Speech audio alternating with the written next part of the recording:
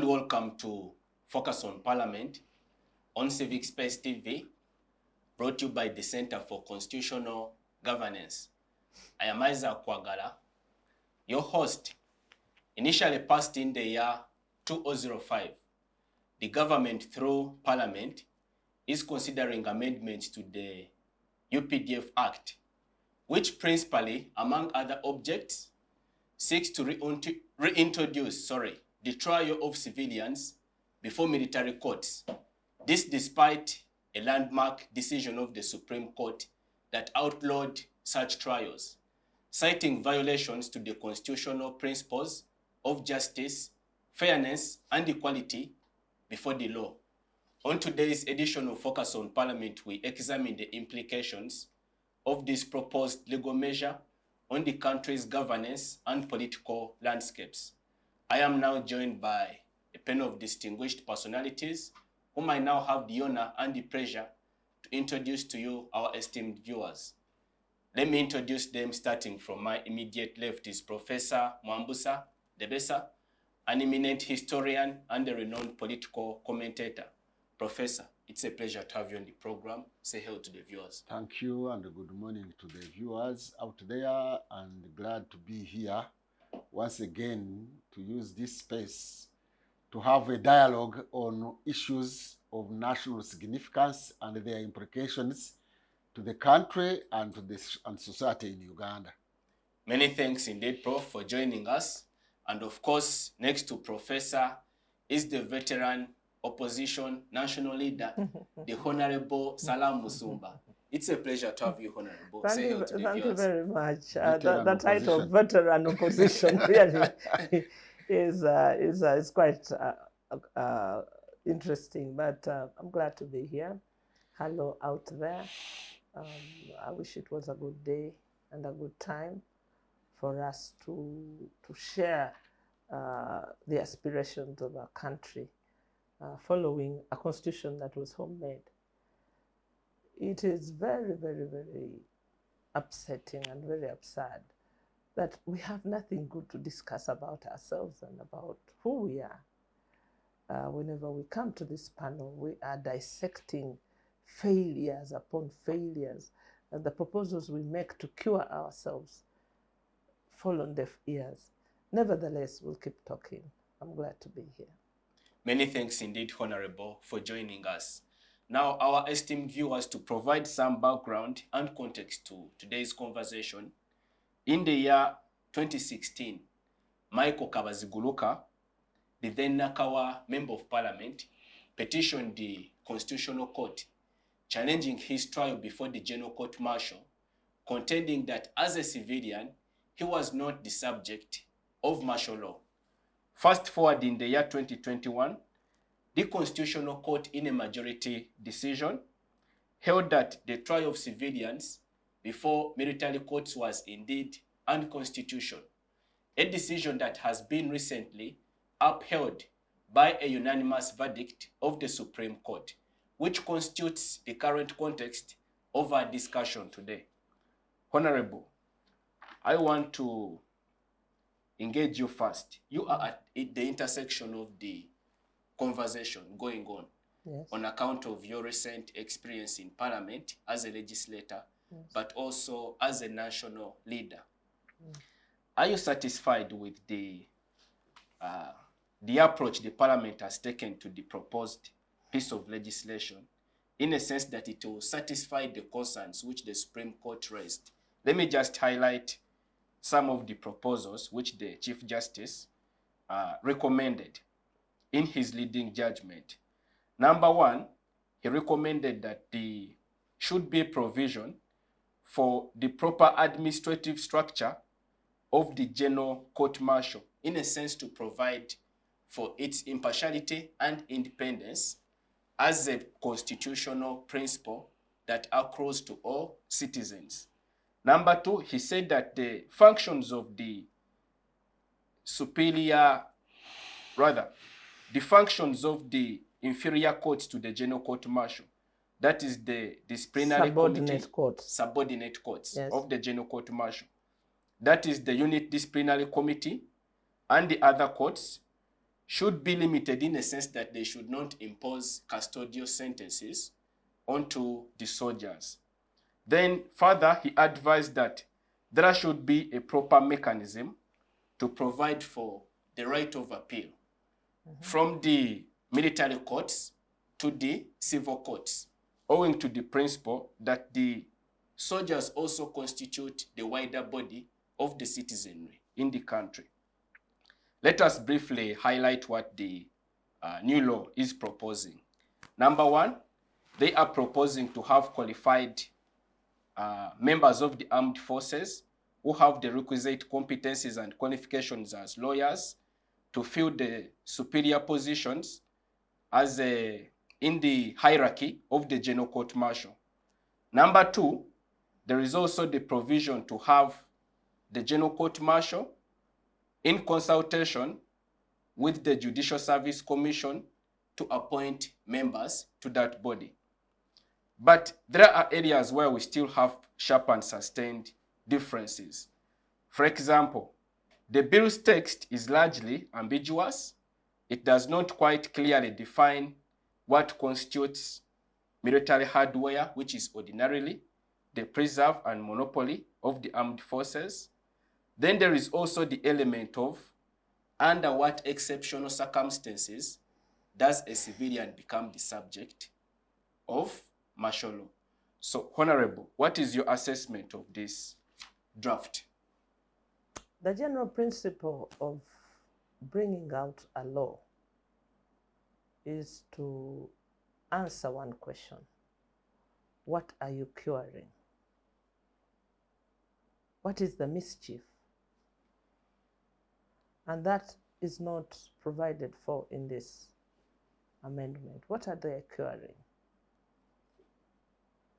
In crisp terms, to a listener out there, when you hear a UPDF amendment bill, there's only one thing that comes to your mind, and that's the court martial. If you're amending a bill about Uganda People's Defense Forces, it is imperative that you look at the entire structure of the Uganda People's Defense Force, audit it, and provide for its administration. What I read on the surface of it is a bloated piece of thesis. It doesn't even pass as a bill. It's just a bloated piece of too many words, which we must declutter. You know, it's like a store where you've thrown the pangas, you've thrown the saucepans, you have thrown stools, broken tables. That is what I read from this amendment. And just on the face of it, it is bigger than the Constitution. The Constitution is 124 pages. This bill is 150 pages. And right from the onset, it looks suspect. So when we go to what is it curing? It seeks to cure the administration of UPDF.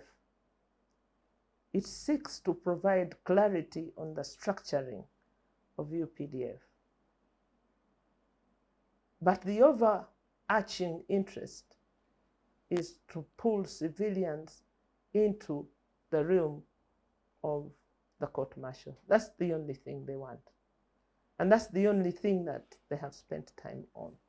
They have introduced things like the welfare of officers and men and women of the forces. But that is importing too much clutter into a bill about Uganda People's Defense Forces. It is not about health just, because health can be taken out of the bill and it becomes an administrative matter. Because you can only have a UPDF which is healthy. So you don't need to put into the law its health infrastructure. So I find it very, very bloated. Now, specifically, onto the things you have just highlighted. Look at, for instance, the hardware.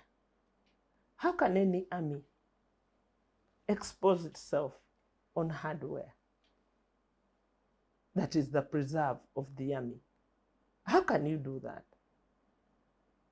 Are they going to tell us about bullets, their numbers, their sizes, the Uzi guns, the AK-47s and all that?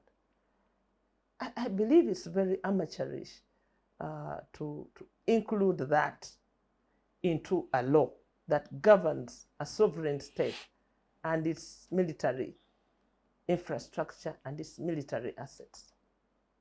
In trying to catch the civilians and bring them under the ambit of the court martial, they're doing a great disservice to a nation, because UPDF is not private property.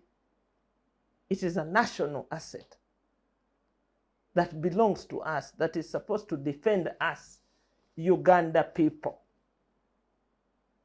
But the style or the underlying psyche is that this is our personal thing. This is a thing that belongs to the present group of people managing the military assets of this country. They have not removed themselves from it, and that's where the danger is. The person who has written this, or the group of people that have written this legislation, are really legal idiots. Legal idiots. They do not pass for even paralegals, because you do not staff a law with administrative things that you can provide for from time to time, and you put them in ink as a law that you must refer to. Or where are the administrative tools that will help achieve what you want in the law? So the law is bloated. The law needs to be taken back, and even the speed at which it has been introduced in Parliament, the consultation that is required for it to gather the involvement of stakeholders and citizens is overrun. The country is being stampeded. So all the things that surround this new thing, if you wrapped it up, it is giving face to a guerrilla outfit. It's no longer a professional army, because professionalism must be audited, must be given time for consultation. And I read from the memorandum by the minister, I read that they want to streamline policies. I mean, a law cannot be responding to policies, which policies change from time to time. It must be responding to the Constitution, the rule of law, the principles of democracy, the principles of human rights, and other principles, not just policies which change over time.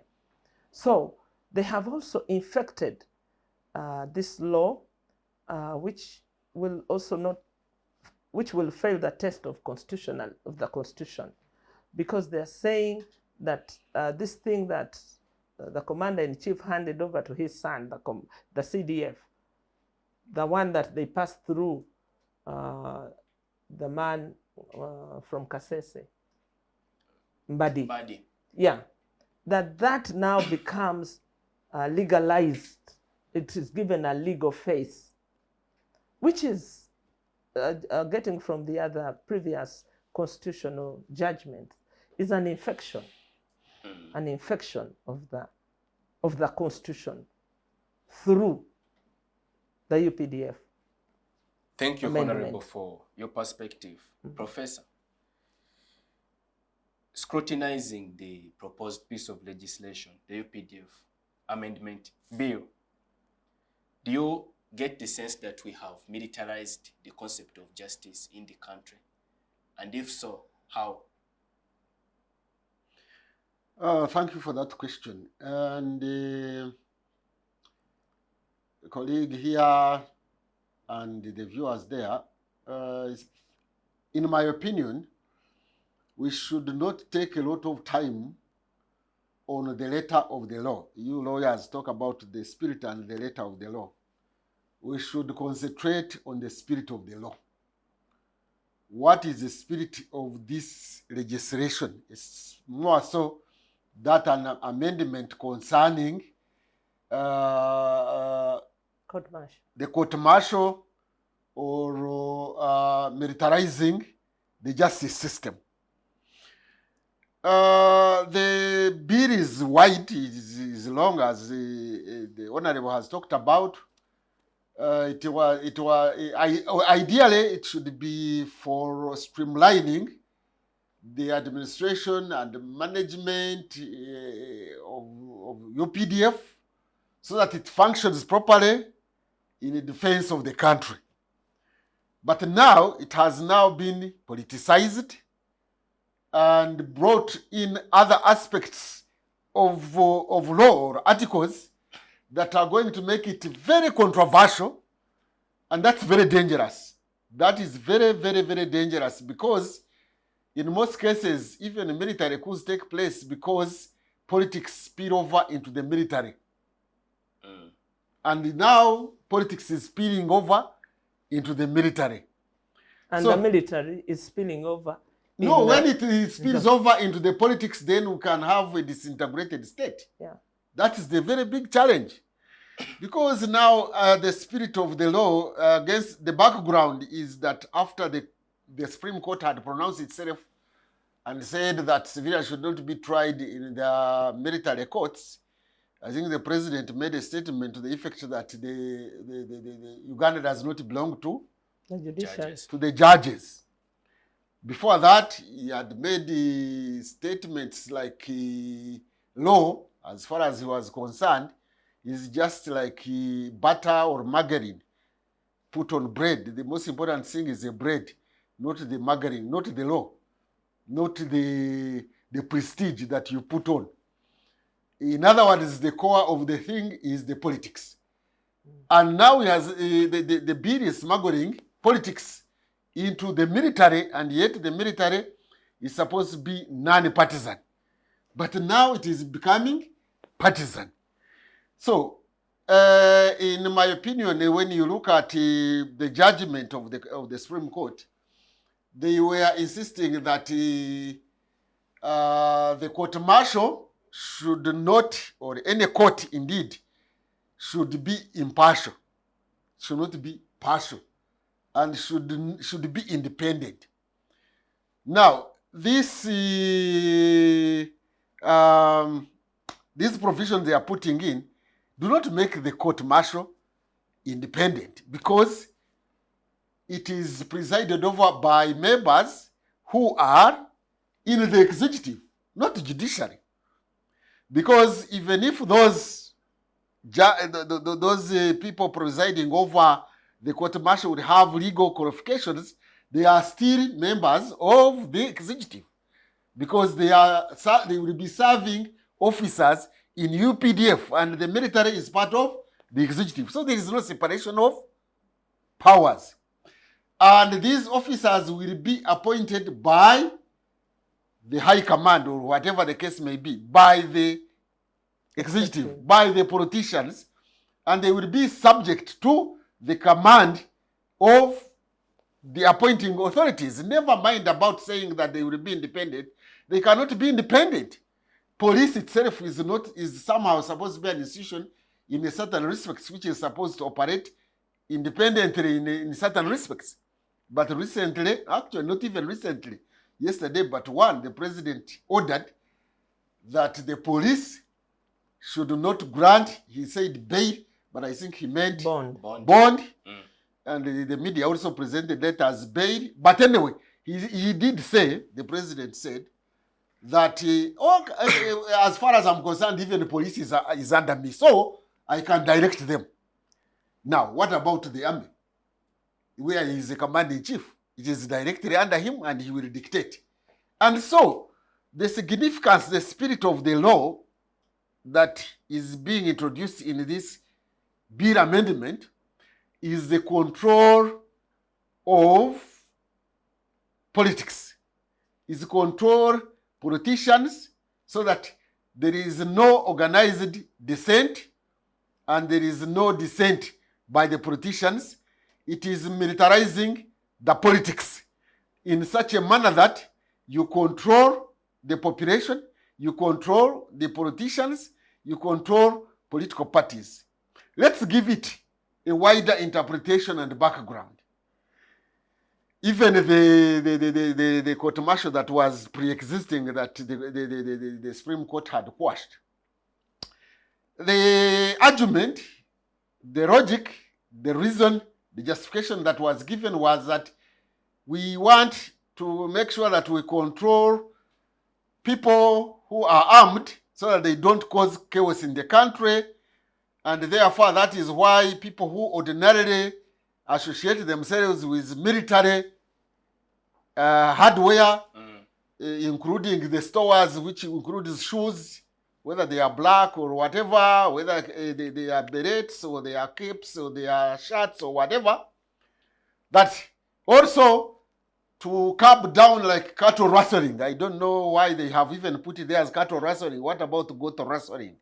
Because goats can also be rustled, but they put their cattle. Yeah, but let's now look at it, how it has been applying. Yesterday, even you saw, but before that, Jamiri Mukuru, who was accused of participating in terrorism, is being tried, charged under civil courts. I think people who were arrested, allegedly involved in the shooting of Katumba's daughter, killing, are also under Civil courts, and many others of that kind are under civil courts. But boys who were putting on red berets in Kalangala, the Noob boys, are under the military court martial. So how do you see that one now? The people who are accused really of being in line of firing UPDF are in civilian courts, but the people who didn't even have a stick are in the military courts. What does that tell you? It tells you that the spirit of the law is to control politicians so that, you know, NRM normally comes up with slogans either for the budgets or independence celebrations or even manifesto. When they are going for elections, they say consolidating the achievements. I think this is consolidating control of Uganda. That is the import. That is the spirit. Controlling. Because now, if you say you are going to provide even appeal, that there is now at least room for appeal. But when will you appeal? Because you will be charged, you will be arrested. First of all, ideally in a democracy, when you arrest even civilians like us, you can arrest, but you hand over to police. But this time it is a military that will arrest and will not hand over to police or to the DPP. They are the ones who will do everything. Number two, they can charge you and you start even trial, but you can charge you and even delay the commencement of the trial. And you remain there until further notice. But they can even start the trial and it becomes Nigeria. This chameleon thing is called what in Uganda? Chinaworov. So you begin on the Chinaworov trial. Now, Chinaworov trial will end up where? Where will you end up with Chinaworov or whatever trial? Because you can be there for 10 years. No boys are already almost 5 years there. So when will you appeal? You can only appeal when the case has been determined. But in this case, they will charge you and you will be on trial on indefinitely. Yeah. And therefore, they will play their politics and squander you when you are in prison, waiting for sentencing or whatever the case may be. So really, this is politicizing the law, and we should look at it that that way and not waste our time discussing the nitty-gritty of the articles and the clauses and the letter of the law.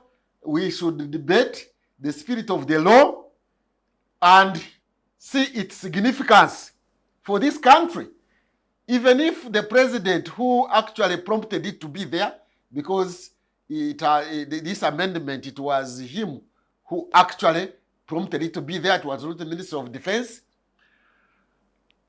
Assuming for him, he even knows the limits. You remember there's an amendment, a UPDF amendment, they withdrew.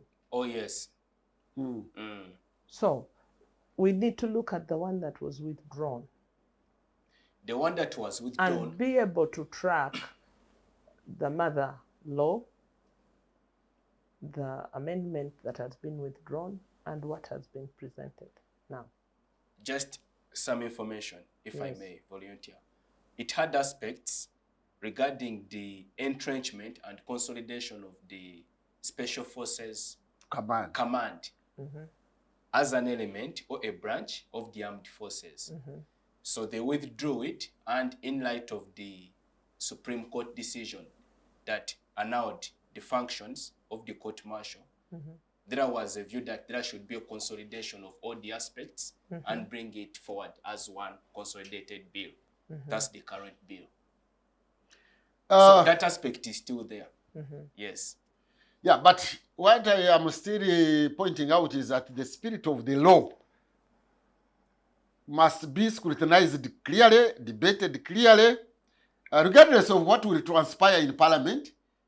Because for the Parliament, and if you look at the procedures in which the laws are passed, the law is being passed and the way it is hurried, definitely it will pass through. After all, they first bribed them. They were bribed. This is a fact which was given to us by none other than a member of the Central Executive Committee of NRM. This is Lydia Wanyoto. And qualified by the president in his message. Lydia Wanyoto said, I was present when we mooted this idea of giving these people 100 million. And of course, Kagabo, a member of parliament, has already officially accepted that he got it. There was even this Kwizera, I think he was being interviewed on NBS. He said, although I have not received it, I am sure I've been told I'm going to receive it. So there's no question about that. So when you look at the background, the background that the president had already said that the judges are not the owners of Uganda. I don't know who is the owner of Uganda. And the CDF had also said we are going to bring back this one. We cannot do away with it. And I guess the bribing of the members of Parliament of NRM, and against the background of hurrying this debate, you know, the bill was read, and in the evening at night, the clerk to Parliament asked people out there to come and make contributions the following day in less than 12 hours, meaning they are hurrying the whole thing so that it passes without being properly debated with the view to controlling the politics of Uganda. So it is politicizing not only military justice, not only creating military justice, but also controlling the politics in the country. But I haven't also scrutinized the other aspects which may not be connected with this court-martial, but I perused through a bit, maybe, but it might also be partly controlling the veterans, that whoever ever participates in the military, it is not easy to have to go into politics and exercise your rights as a civilian. It seems anybody who retires from the army will never be civilian again. You have to remain. So what is retirement? Yeah? So I don't know. It seems you remain on tenterhooks, that the law still applies to you. You can always be court-martialed. And so that is the atmosphere, that is the spirit of the law, and it is militarizing politics, it is militarizing justice, it is militarizing the political competition in the country, and I think that is the gist and the spirit behind this amendment. So people should look at it like that now and in the future. Whether that is going to democratize this country, it is for everybody to debate. Whether that is going to professionalize. To professionalize the army and make it more efficient. When you are politicizing it, I don't know. It will be subordinate. It remains to be or seen. whether it will be subordinate to the the civilian authority. To the civilian authority, Yeah. that is yet to be seen. But let Ugandans not say that we did not alert them, we did not expose it, that actually the spirit behind the law is militarizing political competition in Uganda. And when you militarize political competition, the transition will be very difficult. This law can even end up actually affecting the people in the military and those who have retired from the military and those who are going to participate in politics and are already participating in politics, because actually the victims might be the very MPs who are laughing. They are now behaving like the other proverbial young monkey. They are laughing at the burning forest, thinking that it is only catching the opposition today, the dissenting views, but the dissenting views is not a monopoly of people outside the ruling party, NRM. They are dissenting views within the NRM. The law is also going to curtail their dissenting views, and they will also be arrested. But now, to me, my worry as a person concerned about this country is that is now destabilizing the politics of the country. We are smuggling a law or laws or articles in the law that have the potential to destabilize the politics of Uganda, to destabilize the country, and at the end of the day, we shall not have national cohesion, because if you don't allow political dissent space and the constitutional space, we shall have unconstitutional participation in politics, because people have nowhere to go. Abantu going away. Thank you, Professor. You remember the other lady of Zungururu? Abantu going away. Where will people go if you control and curtail and circumscribe, emasculate all possible means of exercising political dissent? I mean, how can you capture all our freedom? Thank you, Professor, for sharing your reflections on the topic. Honorable, yes, you are a participant in the arena of politics. Yes. And Professor has pointed out that this law is manifestly being pushed through Parliament to target politicians and control their ability to express dissenting opinion regarding the issue of governance of the country. Do you feel personally that you are a target of this law? And if so, how do you intend to respond? Well, the target is to emasculate and curtail the freedom of Ugandans, not just me. And that is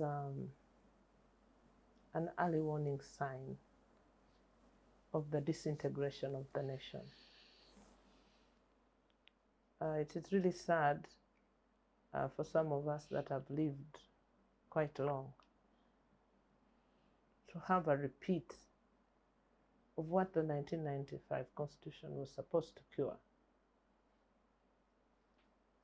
And that we effectively have now undermining the Constitution in the way it is structured and the values and the principles that we are meant to follow in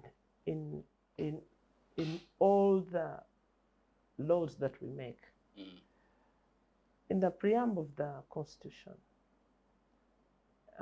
it recollects the past. Actually, the first statement. Past. The preamble statement saying, recording the history of Uganda, blah, blah, blah. How can we be blind again? I mean, it's beyond what we can discuss. But it's a betrayal, a grand betrayal, and an abrogation of the Constitution and its spirit, the letter of the spirit. And it's being done with the consent of the elected members, the voices that are supposed to look at the entire Constitution and evaluate the constitutionality of everything that they're doing. In my evaluation, the entire amendment is illegal, is unconstitutional. Illegal and unconstitutional. And because when you look at... Including the other administrative aspects? Everything, because even the guys that are structuring the law, the drafting is faulty. The drafting is all faulty. The purpose is all faulty. You know, it's like a thesis. And even if it was a master's thesis, even an undergraduate thesis, you would fail. Because it is so badly written, which means it was also hurried. I was watching yesterday in the committee, there was this big guy who said that the only thing that the UPDF, the military fears, is the court-martial. Then I thought to myself, then that is not a happy military. That is, it's not even a professional military that is doing its work with pride and dignity. No, it is out of fear. How can you get man be guarding you out of fear of the inside of the residents of the home, not the people outside? So elementary, it's so elementary. It is driven by ill will. It is not about efficiency in the military. It's not about building a modern military. I don't think they even made any reference to any military worth talking about. And so I think it needs to go back and be helped.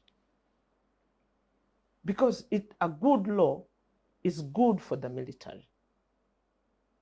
A military that lives in perpetual fear of its own self cannot serve a nation. So, what does retirement mean? They're bringing in things, ranks, even the way they are named. I mean, that can't be in the law. It can only be a statutory instrument that helps the law to function, which can be altered and varied from time to time. But the whole essence of it, I think even the drafters are fearing the guys that need the law badly, the hierarchy that needs the law badly, that they can't even advise, that this is beyond the limits of what a law should provide for. Administratively, if you are to read it, actually, I was looking for one thing, a schedule in which they named themselves as commanders, as the high command. Is that the right thing? Where they gave names of who? Perpetual members of the historical high command. I thought that too should be repealed. Shouldn't it?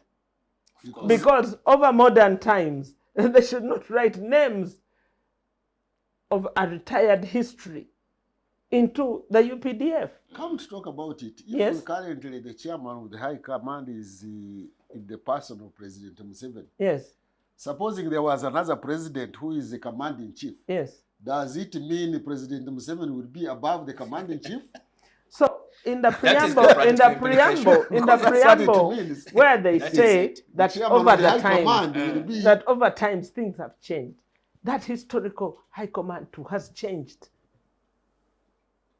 Because we don't want to recall our history.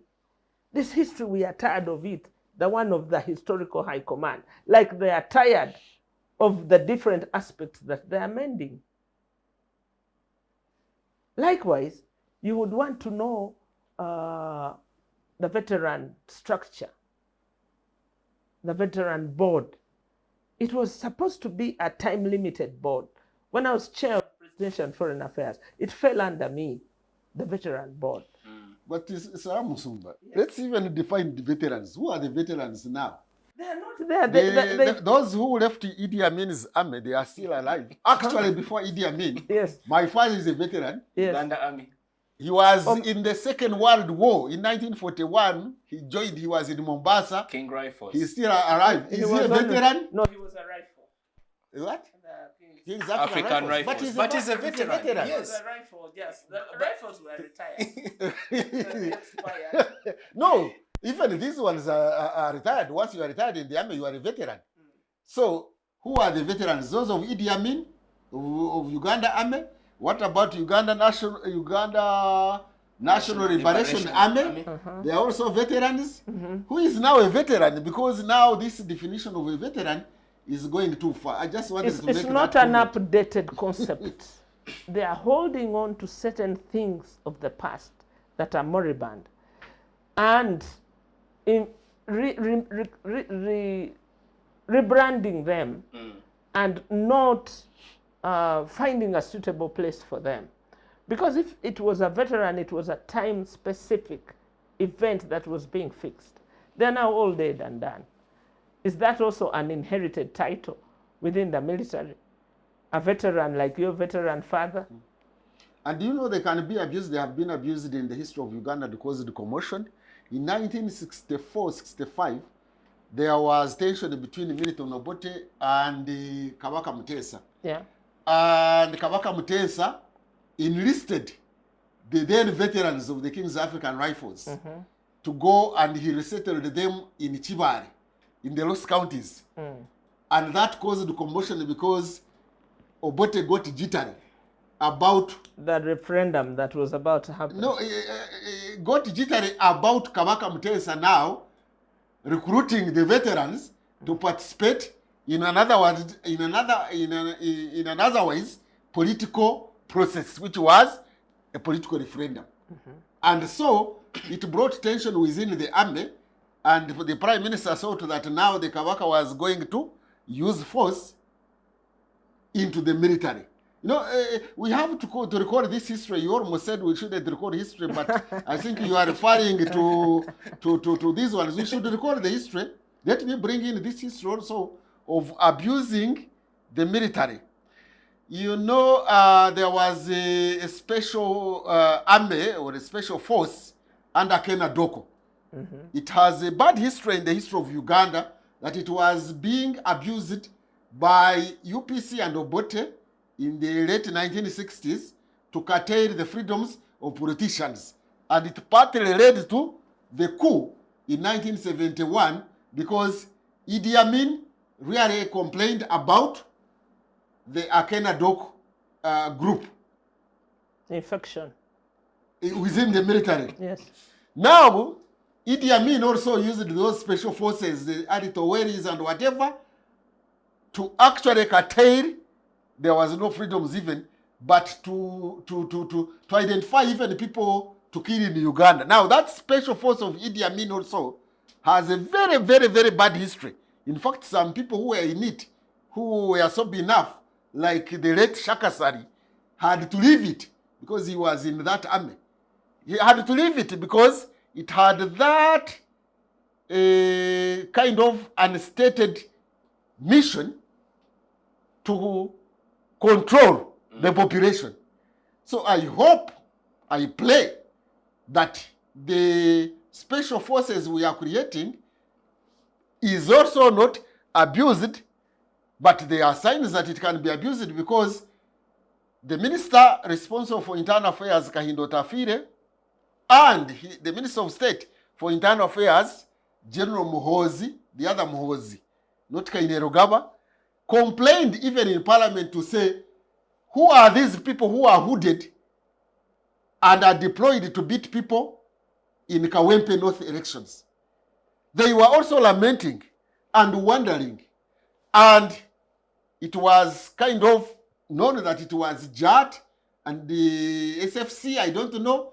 There was a force that was not clearly defined even by the minister responsible for internal security. So, and recently, as about 2-3 weeks ago, SFC arrested people, took them to a police station around Rubowa, and I think the OC asked them why those people were being brought there, and they ended up being beaten, and we have not heard the actions that have been taken against those people who arrested people, took them to the police station, and they ended up beating the police. So let's not have a repeat of some history of abuse of a special force within the bigger force. Honorable, as you conclude, how do you intend to respond to this overreach on your constitutional freedoms and civil liberties? Well, I'll stick to the Constitution. And I will hold on to it as the mother law that guides me. Which constitution now? The 1995. It has been amended more than 100 times. As was. As 100. It has been mutilated. 100, it has been mutilated. A period of 30 it years. has been vandalized. It is being audited. But we cannot, the preamble of the Constitution says that the people of Uganda have written this Constitution to guide it. I can guard it. Guide and guard it. I can ignore all the amendments and go back to the original, the spirit of that, because that is the gist of it. The rest of the infection, the mutilation, I will ignore. But if I have nothing to hold on to, I will hold on to myself and participate in the politics of this country undeterred by those impediments. But who will safeguard you?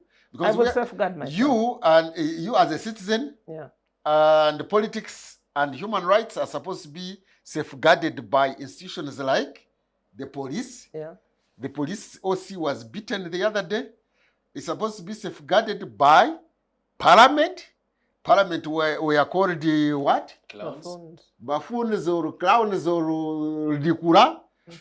We are supposed to be protected by the judiciary.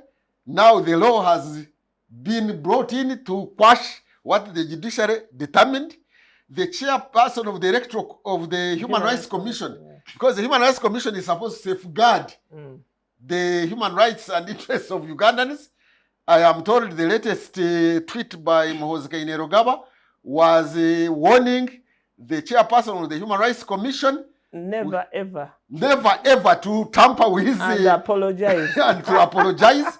So where are people going? God, let me tell you, the beauty of it is that we are laughing, but this is serious. But if you don't laugh, what else do you have to do? You can watch the disintegration of a nation and you are helpless to do anything about it in the full glee of a so-called president. Because who is guiding the human rights? I mean, institutionally. It's failure par excellence. Total failure. Thank you, Honorable, for your insights. Focus on Parliament takes a short break. Do stay with us. We'll see you back shortly. Digital rights are those human rights and legal rights that allow individuals to access, use, create and publish digital media or to access and use computers, other electronic devices and telecommunication networks. Digital rights include a right to freedom of expression, information and communication through technology, a right to privacy and data protection, a right to credit for personal works, a right to universal and equal digital access, a right to identity, a right to anonymity, a right to be forgotten, and a right for protection of minors, among others. The state's digital rights are frequently violated through various unfair actions, for example, blockage of websites and social networks, theft of credentials, unauthorized use of people's data for personal gain, privacy intrusion, online censorship, arrests and intimidation of online users, internet blockages, and the proliferation of laws and regulations that undermine the potential of technology to drive social, economic, and political development worldwide. It is hence every citizen's responsibility to respect rights of other digital users and to speak out or report to the responsible parties when one's rights are violated. Welcome back. You are watching Focus on Parliament on Civic Space TV. In this segment, we continue the discussion regarding the proposed UPDF Act in Parliament that seeks to reform certain aspects of that law and align it to the Supreme Court decision that previously annulled the functions of the General Court Martial, among other objects. Professor, let me engage you about the terrific speed which this bill is being facilitated with. Do you feel that given the very short window that the public has allowed to participate and the other stakeholders regarding the scrutinization and eventual debating of this law in Parliament could bring challenges, legal challenges, and have another dispute in the courts of the law that could lead to a nullification of the same? Yeah, that is a possibility that it could be challenged in the courts of law, and then the unfortunate thing when it is challenged in the courts of law, even in the court of the public view, it is politicizing the military, which should ideally be a special organ of the executive, mainly of the state, meant to protect the country, the integrity of the country and the defense of the country. But now we are going to politicize everything, and you see the way they are hurrying it is suspect. It is causing concern. I heard the chairperson of the Legal and Parliamentary Committee, an MP said that no, we should take our time. After all, this should take at least, it should be within the 45 days. And then the chairman immediately said even 2 days or 1 day is within 45. That is how he replied. I think he's expecting some money. He's expecting to be rewarded or be the next Minister of Defense. But have you realized the UPDF representatives have not said nothing? I think he's expected to be promoted because whenever there has been a controversial issue, the chairperson of the Legal and Parliamentary Committee Affairs, then who has made that controversial issue pass through, has been rewarded. Because give us a history. Who? A history, I can tell you, without fear of contradictions. There was the late Olanya. Yes. He was the chairperson of the Legal and Parliamentary Committee, and he made sure that the term limit issue is removed, and he was rewarded to be speaker. He was even original UPC, and all of a sudden, I don't know how he changed, but he changed accordingly. The current both my friend, who we know each other, is the one who chaired the parliamentary committee to remove the age limit. He was rewarded Minister of Defense. So there is that history. Now this one, I heard him yesterday say even 1 day is within 45 days. I mean, that's not the spirit of 45 days. The spirit of 45 days is that a latitude. A bill should be given some time for citizens to participate and not to be participated. But this business of inviting the citizens to come with their memoranda, and you know, the clerk was inviting citizens in their organizational form. Now, if you are CCG, for example, and they tell you to come up with a proposal upon which your members have agreed upon, where will you get them? You are invited at midnight to be there by 9. You have not consulted. You have not done anything.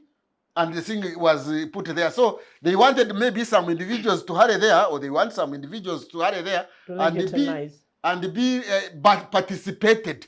Instead of participating, you are participated. You legitimize the whole exercise. But anyway, the parliamentary NRM caucus was invited in the State House for a round of discussions.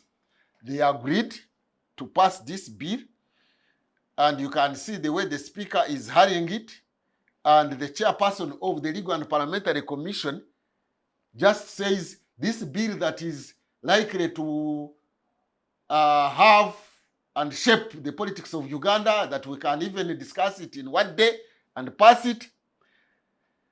I am worried where this country is going with this kind of politicians. You know that this law, for those of you who are not initiated in politics and history maybe, but I know some of you do, this is introducing fascism. This is fascism. This is how fascism developed in Europe. This is how fascism developed in Germany, developed in Italy, developed in Portugal, developed in Spain. What is fascism? Fascism is the control, the total control of the state, and total control of politics, and total control of the lives of the population in favor of the party, with an individual on top of that party. And that is fascism. So, you see how where fascism took these countries until they resolved that question and it became democratic. That's when Europe stabilized. So this is fascism. Is that what they meant by fundamental change? Fundamental change, I don't know what was meant by a fundamental but maybe change. This is it.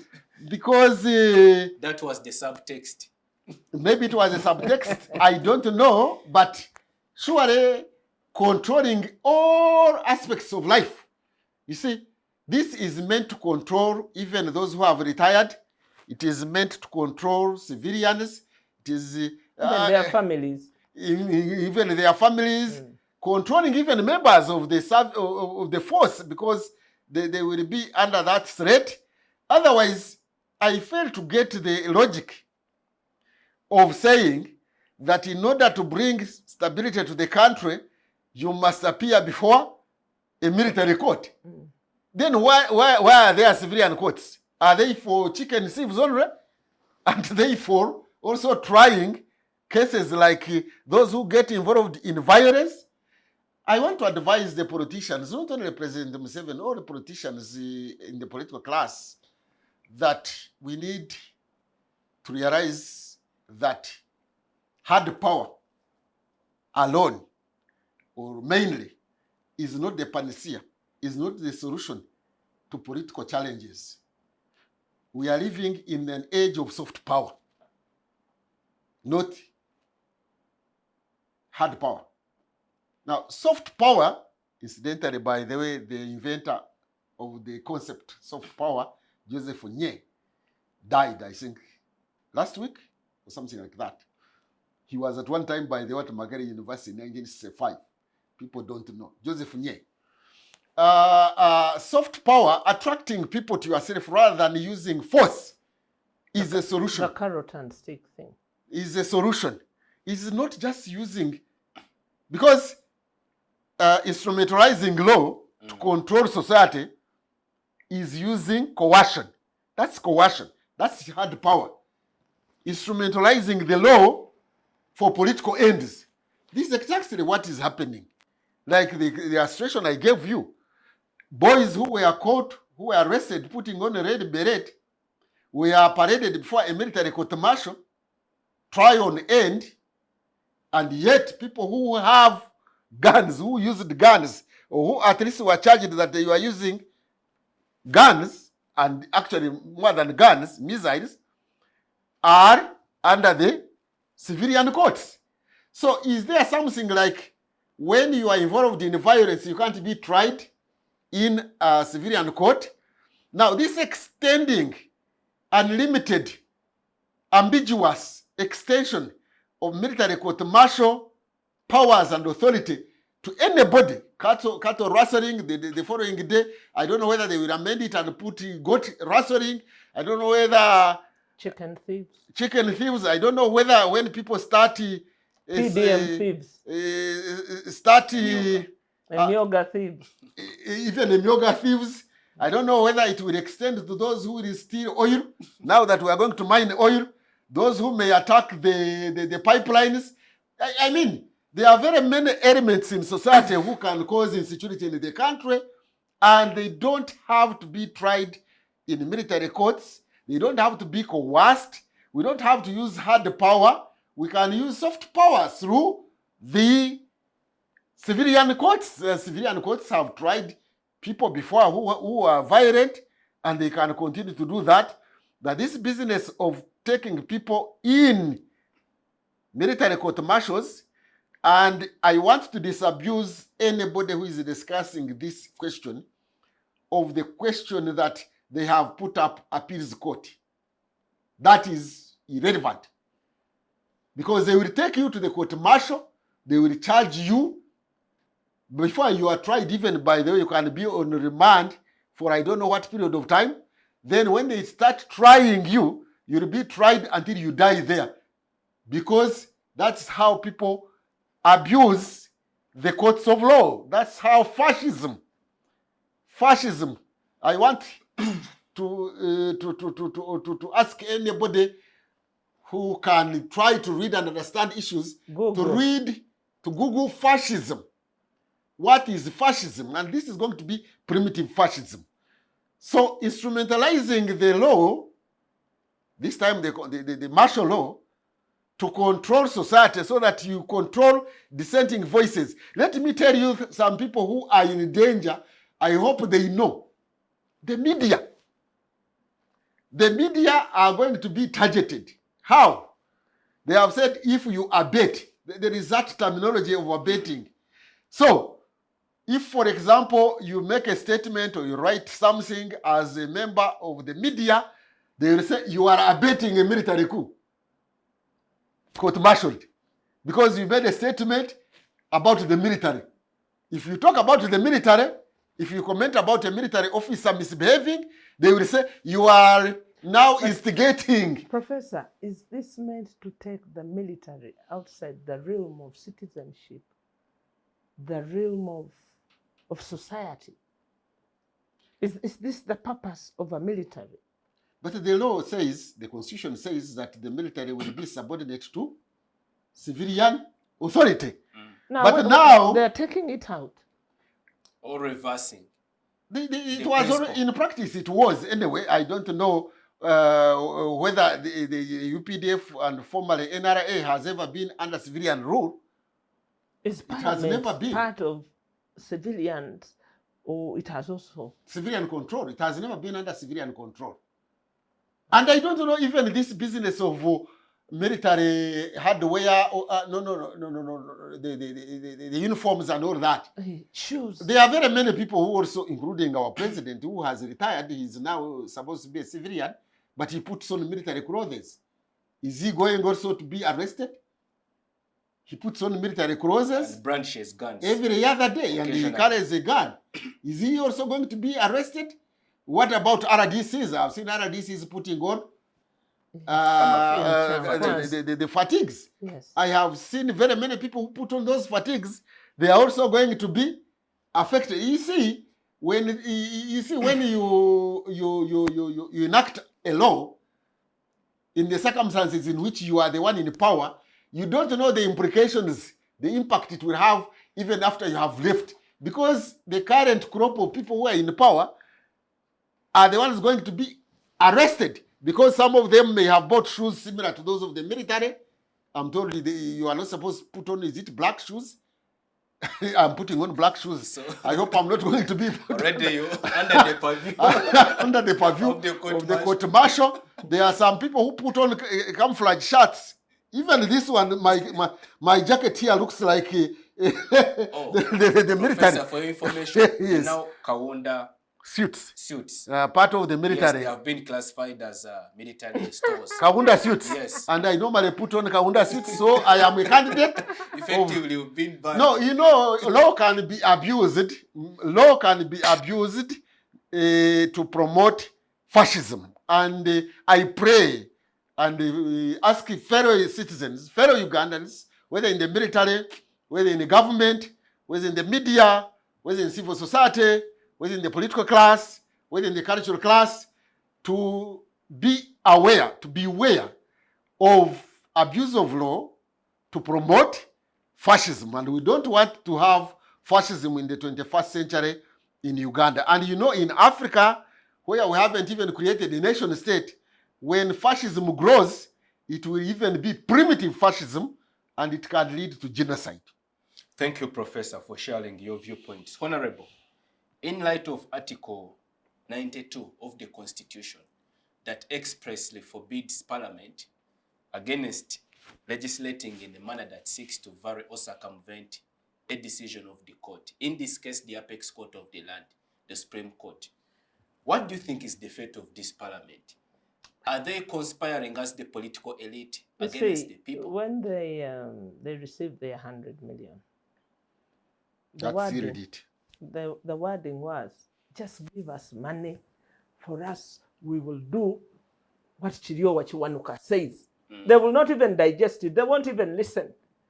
They will pass what Chiriowa Chiwanuka brings as is where is.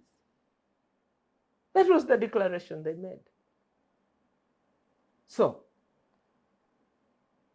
if the majority has partaken of the poisonous chalice, then we are condemned. We've been condemned. And let me chip in just a bit. Yeah. About 2 weeks ago, or sometime recently, the Speaker of Parliament was campaigning to be the vice chairperson of the NRM, the female vice chairperson. And she was extolling the population, the potential voters, that you vote me because I have been able to control Parliament. Yes. So the mission of the Speaker in Parliament in Uganda is not facilitating Parliament, but controlling Parliament. Yes. So that they fall in line. And killing. They fall in line. Killing in line of the parties. Of the view of the president, who one time said that he was telling people from Musumba, by the way, you are people. Yes. He was saying that you give me people who can go to Parliament and sleep, and when they wake up, they vote accordingly. So the Speaker of Parliament, so they've institutionalized that. Yes. They have now weaponized it. Yes. That sleep, wake up. And the Speaker was very, very, very proud and arrogant and bragging that vote me because I have the capacity to control this Parliament of yours, and therefore put me at the helm of NRM in the sake, so that I continue controlling Parliament, so that when they wake up, they can vote accordingly. That is Uganda. That is democracy, the Ugandan way.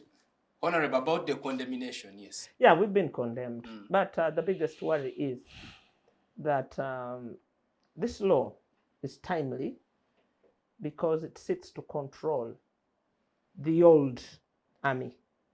Because a new army is being created for the CDF. And so you must control the command structure that's getting out, that is retiring. I think that there will be the biggest victims of the amendment. And unfortunately, they can't speak for themselves. But they're the target too. It's not just the target. You asked initially whether the political class were the target. No, it's largely the military class that is being retired forcibly, like you see Erwelu and his entire cohort. The break between the old and the new, because you must create a new army, an army for the boy. But don't let loose the retired Erwelus. They're still potent. You must bring them in the ambit of control. So you're worrying more about us in the political class. No, it's about the military. You'll find them dead, littered all over. Do you foresee They boomerang may not effect? even be killed, but they will be controlled. They will die of stress, of sugar, of diabetes, of pressure, of lost pride, of just lost dignity. We call it internalized oppression. When oppression takes for a long time, Yeah. it is internalized, so they will have internalized oppression. Yeah. And that is And they'll psychological just implode. control. Yes, they'll just implode. And so these are people who have given their service to the country. In the recent past, the last 20 years, they've been used to beat down opposition, and they thought it was the best way to build a nation. And now it's their turn. And I am so glad their turn too has come. But Honorable, this boomerang, It will. It will. Unfortunately, you and me and everybody will be caught up in this mess. It will. It will. There's so many examples to look at. Look at Sudan. Who are the fighting group? It's SFC of Sudan and UPDF of Sudan, isn't it? And so that is infectious too. It will come to pass. It was the same even in Eritrea. There was a group of army You from see? Tigrian province, the Tigrian state, because they have that The feeling elite. which fought the Addis Ababa group. And look at South Sudan. The template is the same, and it's so disastrous. It is going to destroy what we have built together, and what has been stolen. It will all explode. what is the recourse for the Ugandan citizen? Nothing. Don't waste their time. You see, they have built this monster themselves. The monster must eat them first before a new society comes up. But there must be citizens agency. I don't know why we have Where decided is to be that? subjects rather than being citizens. Professor, what's You cannot have greedy beg your pardon? citizens. Greedy your view on the citizens. recourse for the Ugandan citizen in light of this entire context? I wouldn't want to say that we should just give up the struggle. That's partly what we are Which doing. struggle. The struggle against control, Okay. against control of dissent Against or state alternatives. capture. Or alternatives, struggle. because we are now being controlled, and now there is instrumentalizing law to control citizens' voice. Now, when citizens' voice is gagged, because by the way, there has been a trend. Do you know NGOs have been controlled? Yes. Because Those have after been wound up. the 54 had been deregistered, the rest now are censoring themselves. The media has been targeted because somehow it was remaining operating here and there. It has been targeted. They have beaten them enough. They have now even, I think, given up and say, okay, we shall not even cover you. So if you don't go and cover and show us how JAT is beating people, they like it, isn't it? They like it. It is going You see, up. they'll start beating themselves. The church, That is The the church- left. That is what is left. the church has been also controlled. That and one they- surrendered. And they surrendered. Yeah. The latest I heard was from among the Minister of Culture. This is Amongi. Yeah. Yeah, she mentioned that she has been given instructions to procure new SUVs for cultural leaders and give them more military protection. That she has been instructed. We are going for elections. Now you are buying new cars for cultural leaders. You see, What is the target? We will even deal with those. What is because once the cultural leader is removed from the society Yes. he's supposed to lead, we will deal with them head on. Yeah. And so the cultural society has been controlled. The church is controlled. The media is controlled. The parliament, Society. civil society generally is controlled. The Now the parliament. political parties are being controlled. Oh, yes, You yes. saw what happened yesterday. They have now mooted an idea again to control political parties that you must be forced to dialogue. I've never known that you can be you can be coerced into dialoguing in order to dialogue bring can't how be coerced. the most important philosopher of this century, and he is called Habermas. He's a German philosopher. He's about 90 something. He is an expert on dialogue. And he has got what given, you can go and Google the ideal conditions for dialogue by Jürgen Habermas. And one of the cardinal ones is that you are not coerced into a dialogue. There is no, if I were these political parties and I wanted the money, I can just say, okay, let me go. And then you go there, they bring the agenda. Have you approved the agenda? Yes, sir, I have approved the agenda. Then agenda number 1, then they talk, okay, I approve the agenda. And then finally, we have adjourned. Okay, sir, we have adjourned. We meet next week. Now, is that dialoguing? That's the death of a nation. Is that dialoguing? And that's what the goal What is the import of this bill? Let me make a comment, if you can allow me, about even the one who introduced it. The lady. I have nothing against her. I don't know her personally or whatever. This is a lady from NAPAC who introduced that bill. How could a lady from NAPAC, an MP from NAPAC, prioritize this bill of Political Parties Organizations Act the first time she has endeavored to be prominent in the parliament, when the Karamojong are the poorest in Uganda, when the Karamojong resources, especially the minerals, are being taken away? Even the marble is brought here in Mukono. I think limestone is brought here in Mukono. She is not protecting the resources of the Karamojong. And she's coming here to control civilians who are talking about some of those issues. How on earth does an MP from Karamoj prioritize controlling society when actually society was going to help the Karamojong people actually control their resources, participate in their resources, and overcome their predicament? How? The predators. I think we have to blame ourselves also, who have been in the teaching profession. I think we have not given people the right education. First, there is lack of critical thinking. 2, there is also lack of values education and consciousness, that an MP from NAPAC can go to parliament and prioritize controlling society when her people are the poorest in Uganda.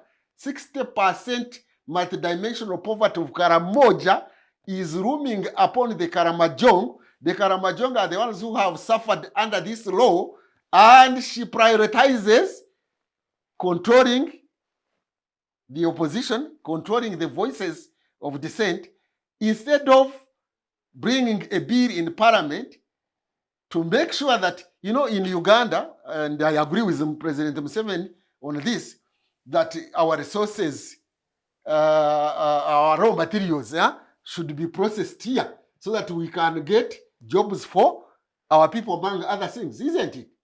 Now, the resources of Karamoja, instead of being processed from Karamoja, are brought here. There is a factory,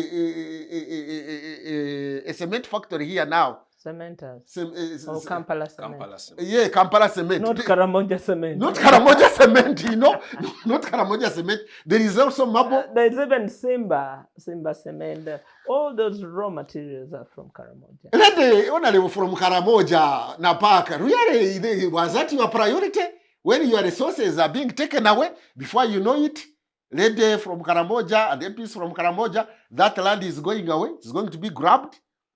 When you are concentrating on controlling citizens, your gold has gone, your marble is going, your cement, limestone is going, and you are busy controlling the voices, which would actually be the voices of the Karamojong people, with all that abundant natural resources, and would have actually improved the lives and livelihoods of the people of Karamoja. You are concentrating on controlling the voices of dissent in this country, and you are happy about it, and you are celebrating it like those I have seen celebrating the suffering of people, celebrating that people have been beaten, you celebrate.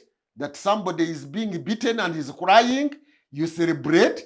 Where have people lost their empathy antenna? Where did the empathy antenna go? That you can tweet in the public space, celebrating the suffering, the crying, the crying and suffering of somebody under torture, and you celebrate it. Where has empathy disappeared? Where? That's A human being, where has humanity gone? The Ubuntu. You see, somebody with Ubuntu. You see, to be a human being is not to have two legs. Even the chicken has two legs. To be a human, you must practice certain humanity, and among them is empathy. If anybody has no empathy, then there is a problem with his Ubuntuism. That's a damning and thought-provoking submission, Professor. Honorable, your concluding remarks on the program. Well, we are on a safe path, a highway to genocide. I hope not. No, we are on an expressway. It's to quite it. a grim. It is. We shall reverse it with citizens by talking. You can't, Talk because sense the into most the- angry people are the ones out in the countryside. And the two forces of oppression, suppression, court-martial, meeting with the force of citizens in time will leave us a disintegrated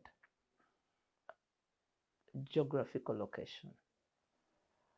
The shredded pieces that will fall all over, the debris